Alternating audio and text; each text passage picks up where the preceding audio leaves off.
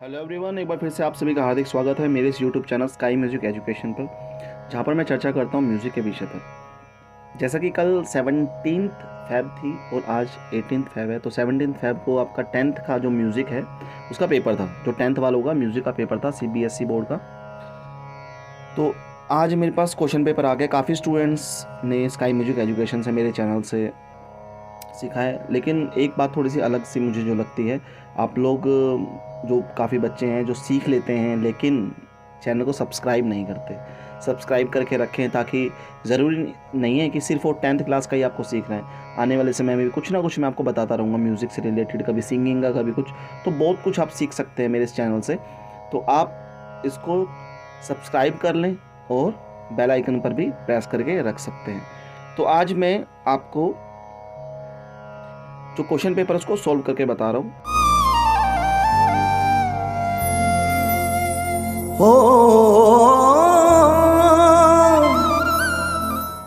और एक बार देख लेते हैं कैसे क्वेश्चन पेपर है। हिंदुस्तानी म्यूज़िक वोकल, हिंदुस्तानी संगीत गायन का ये पेपर था हमारा, और 30 नंबर का पेपर था। 2 घंटे के अंदर हमको ये करना था। अब इसके अंदर जैसा कि मैंने बताया था, इसमें खंड अ, खंड ब और खंड स, ठीक है। तो ए, बै और स था। अब इसके अंदर हम बात कर रहे हैं कि कैसे कैसे प्रश्न थे। तो खंड जो ए है, मतलब ए है, उसके अंदर एक एक नंबर के 8 क्वेश्चन आए थे। जो खंड बी है, मतलब ब है, इसके अंदर 5 क्वेश्चन आए थे 2-2 नंबर के, ठीक है। और जो सी है, खंड सा के अंदर 2 क्वेश्चन आपको करने थे। 3 क्वेश्चन आए थे 6-6 नंबर के, जिसमें से आपको 2 क्वेश्चन करने थे। तो यहाँ से मैं आपको बता देता हूँ कि आपको किस हिसाब से मिलने वाला था, किस हिसाब से ये क्वेश्चन पेपर बना है। तो जो पहला है इसमें 8 नंबर का बना है 8 क्वेश्चन, और जो दूसरा है इसके अंदर आपको 10 नंबर का बना है 5 क्वेश्चन, ठीक है। और जो तीसरा है इसके अंदर से आपको 12 नंबर का करने को मिल रहा है। तो यहाँ पर आपके टोटल 30 नंबर का हो रहा है। तो अभी हम पढ़ लेते हैं कि भाई क्वेश्चन नंबर 1 से लेकर चलते हैं, एक एक नंबर के मैं सोल्व कर रहा हूँ। तो सबसे पहला क्वेश्चन पे आ जाता हूँ मैं। तिरकिट का प्रयोग तिलवाड़ा ताल में कितनी बार होता है? तो इसके ऑप्शन है 2, 4, 3 और 1। तो इसका आंसर क्या रहेगा? तो इसको हम देख लेते हैं एक बार। धा तिरकिट, धा तिरकिट धिन धिन, धा धा तिन तिन, फिर आएगा ता तिरकिट, ता तिरकिट धिन धिन और धा धा तिन तिन। ये इसका है पैटर्न, ठीक है। तो ये तिरकिट हमारा 2 बार आ रहा है, तो यहाँ पर हम तिरकिट 2 बार करेंगे, क्योंकि 2 बार तिरकिट आ रहा है। तो ये आंसर हो जाएगा इसका 1। क्लियर। नेक्स्ट चलते हैं। राग भोपाली की जाति इसकी है ओडो ओडो, क्योंकि 5-5 स्वर लगते हैं आरो और अवरो में। तो ये सही है। उसके बाद चलते हैं थर्ड पे। ता ना ना दे रे ना, तोम नोम तनोम, ये कैसे शब्द हैं? तो ये शब्द होते हैं तराना के, क्योंकि निरर्थक शब्द हैं। अमीर खुसरो ने संस्कृत और अरबी भाषा को मिला करके ये बनाए थे। तो ऐसे शब्द जिनका कोई भी अर्थ नहीं है, ये तराना के अंदर प्रयोग किए जाते हैं। नेक्स्ट चलते हैं 4th नंबर क्वेश्चन पर। इसमें ये पूछ रहा है कि सही कथन को चुनिए। तो नंबर 1 पर जो पढ़ रहे हैं हम, आ पर प्रवण भारती के लेखक ओमकारनाथ ठाकुर है। तो ये बात बिल्कुल सही है। तिलवाड़ा ताल में 16 मात्रा होती है और 5 विभाग होते हैं। 16 तो मात्रा होती है लेकिन 5 विभाग नहीं होते, इसलिए ये बात गलत है। भोपाली प्रातःकालीन राग है, नहीं, ये सायंकालीन राग है। तो ये भी इसको गलत कर देना अपन ने। इसके बाद है मुख्य स्वर पर ऊपर या नीचे के स्वरों का हल्का स्पर्श कर्ण कहलाता है। बिल्कुल सही बात है। तो ए और द बिल्कुल ओके है। तो ए और द हमारा सेकंड पर है, ठीक है। तो ये हमारा सेकंड ऑप्शन सही हो जाएगा। नेक्स्ट चलते हैं हम। तानसेन ने नवीन रागों की रचना की। तो ये बिल्कुल सही है। उन्होंने बहुत से नए राग बनाए थे। चौताल में 2 खाली होती है। चौताल में 2 खाली होती हैं, एक तो तीसरी पर और एक 7वीं पर। तो ये भी सही है। फयाज खां को आफ्ताब मौसीकी की उपाधि दी गई। बिल्कुल सही है। सदारंग का जन्म 10वीं शताब्दी में हुआ। तो ये गलत है। तो हमारा हो गया ए, बै और से। तो ए बै से कहाँ है भैया? ये रहा ए बै से। तो इसका एक आंसर सही है। नेक्स्ट 6 पर चलते हैं। सूची को मिलाना है जी, जो सही है वो बताएंगे आपको। थाट खमाज का आश्रय राग खमाज है, क्योंकि आश्रय राग उसे कहते हैं जो अपने ही थाट से जन्म लेता है, ठीक है। रेगा मापा इसके अंदर 4 स्वर दिखाई दे रहे हैं आपको, तो ये चौगुन है। उसके बाद आ रहा है सा, 0 चिन्ह है भैया खाली का, और जो द है लास्ट, वो लास्ट में बच गया, मींड का चिन्ह है ये, ठीक है, मैंने आपको बताया था ऐसा।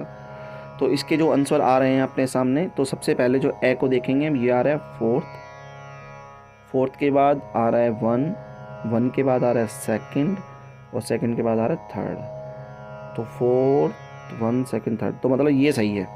थर्ड नंबर इसका 3 पर पे ओके कर देना अपन ने, ऑप्शन 3 ठीक है। नेक्स्ट,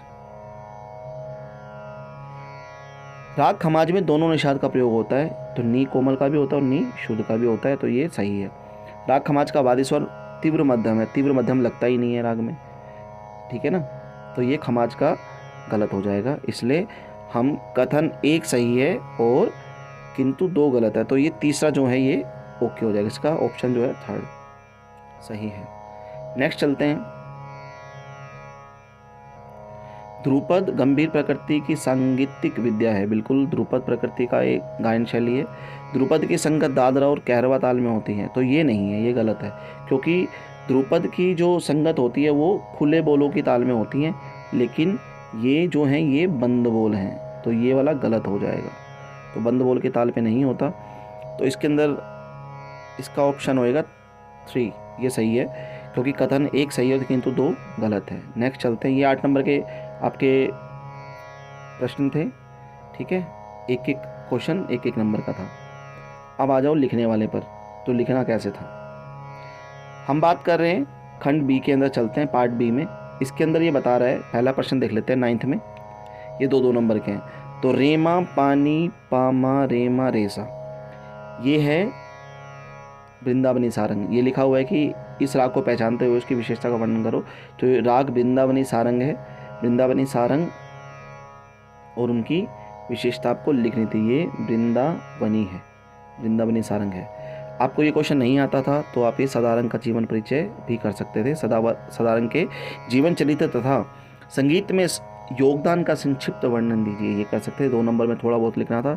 नेक्स्ट हम चलते हैं 10th में। ए, ध्रुपद की व्याख्या कीजिए और उनकी वाणियों का संक्षिप्त वर्णन किए, तो ध्रुपद की व्याख्या और उनकी वाणियों का संक्षिप्त वर्णन करना था, जैसे कि मैंने आपको समझा रखा है बहुत अच्छे से। ध्रुपद की विशेषताएं सब बता रखी है, वाणियाँ 4 प्रकार की होती हैं, ठीक है। अगर आपको ये थोड़ा सा कन्फ्यूज़न था तो इसके अलावा आप ये भी कर सकते थे, तान, मींड और कर्ण, इनमें से आपको किसी 2 को आपको देखना था, जो भी आप कर सकते थे उसको आप देख सकते थे, और संक्षिप्त टिप्पणी लिखनी थी। एक नंबर के हिसाब से 2 नंबर आएंगे, तो एक नंबर के हिसाब से आपको लिखना था, थोड़ा थोड़ा लिखना था आपको। क्लियर, बहुत आसान करवाया था मैंने, सारे के सारे करवा रखे हैं। नेक्स्ट हम बात कर रहे हैं 11, तानपुरे के विभिन्न भागों को बताते हुए उसको मिलाने की विधि का संक्षिप्त विवरण दीजिए। तो तानपुरे का एक चित्र बनाना चाहे तो बना सकते थे, बाकी उसके सिर्फ विभाग बताने, मतलब भाग बताने थे, तो विभिन्न भागों को बताना है और बताने के बाद उसके मिलाने की विधि बतानी थी। ये मैंने क्वेश्चन करवा रखा है, बहुत बार करवा रखा है, अच्छे से करवा रखा है। लाइव में मैं इतना नहीं करवा पाया, लेकिन टाइम नहीं था और क्लास बहुत ज़्यादा लंबी हो गई थी, लेकिन मैंने सभी वीडियोस डाल रखी है, तो अब वहाँ से आपको देखना चाहिए था। अगर आपको ये नहीं आता था तो ओमकानाथ ठाकुर का जीवन परिचय, ठीक है, ये मैंने आपको वीडियो डाल रखी है, सब लिंक में आपको मिल जाती हैं, तो ये आपको करना था यहाँ पर। इसके बाद 12 पे चलते हैं। तराने का विस्तार, वही मैं बताया था, अरबी भाषा और संस्कृत भाषा का शब्द है, अमीर खुसरो ने किया था, उसके बारे में इसको बताना था, गायकी के बारे में। राग भूपाली की विशेषताएं, यहाँ पे राग परिचय देना था हमें, तो राग परिचय हम यहाँ पे दे सकते थे, इन दोनों में से कोई ये क्वेश्चन करना था। नेक्स्ट चलते हैं। राग भूपाली की विशेषता समझ गए ना आप, कि उसके अंदर थाट, आरोह अवरोह, जाति, है ना, ये सब बताना था।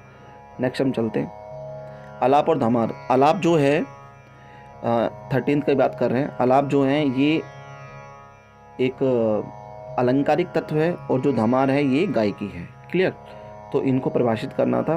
तथा है मतलब दोनों को करना था ये, ठीक है, दोनों को परिभाषित करना था, सिर्फ एक को नहीं करना था। तथा है तो इसका मतलब है कि आपको दोनों करने थे। उसके बाद अथवा में देखो, फयाज खान, इसके बारे में बता सकते थे अगर इनमें से आपको एक क्वेश्चन करना था, ऐसा था ये, ठीक है। नेक्स्ट हम चलते हैं यहाँ पर।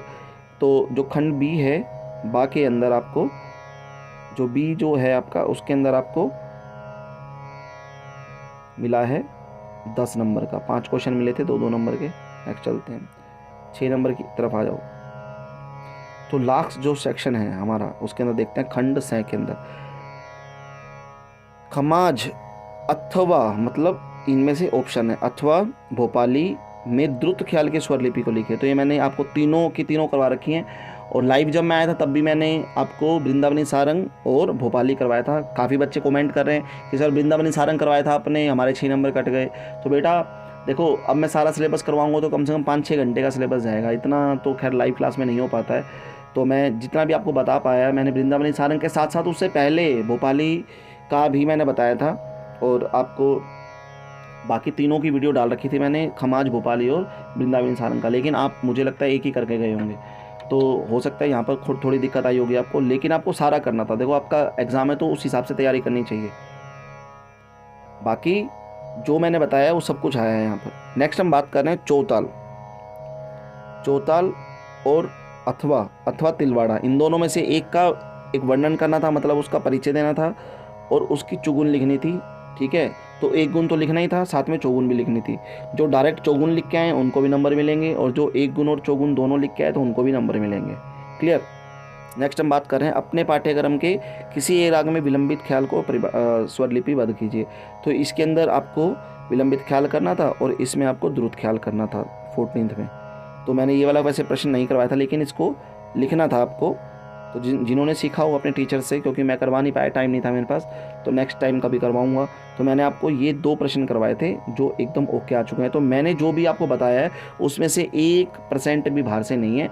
जो है एक आधा क्वेश्चन या एक आधी बातें वो सब ऑप्शन में है, तो आपको उसके अलावा जो ऑप्शन दिए गए हैं वो आपको कर लेने चाहिए थे, बहुत अच्छे से कर लेने चाहिए थे। ये आपका जी क्वेश्चन पेपर है, बहुत अच्छे तरीके से मैंने आपको समझा दिया है। तो थैंक यू सो मच। और मेरी वीडियो को सब्सक्राइब कर दिया करो, लाइक कर दिया करो, उसको शेयर कर दिया करो ताकि मोनेटाइज हो जाए। एक गुरु दक्षिणा के हिसाब से ही इसको सब्सक्राइब कर दिया करो बेटा।